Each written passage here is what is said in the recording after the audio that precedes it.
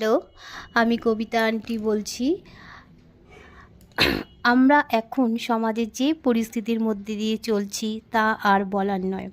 সবার আগে বলি, আমি একজন নারী, যে নারীদের সমাজে কোনো নিরাপত্তা নেই। সমাজ সেটা চোখে চোখ রেখে বলে দিয়েছে। বাবা মায়েরা অনেক আশা নিয়ে তার সন্তানদের মানুষের মতো মানুষ করতে চায়, কিন্তু এই সমাজে কিছু রাক্ষস আছে যারা সমাজের নারীদের বাঁচতে দেয় না। তাই আমি এর তীব্র প্রতিবাদ করি, বা 14ই আগস্ট রাত 12টায় প্রতিবাদ জানিয়েছি। দোষীর অবশ্যই তাড়াতাড়ি শাস্তি হোক। আমিও চাই আমার ছাত্রছাত্রীদের প্রতিবাদ করার মতো তৈরি করতে, যাতে ওরা প্রতিবাদ করতে শেখে। এটাই আমার দৃঢ় প্রতিজ্ঞা থাকবে।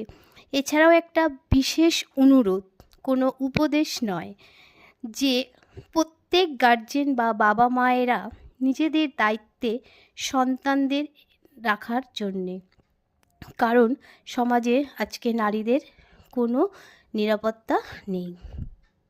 ধন্যবাদ।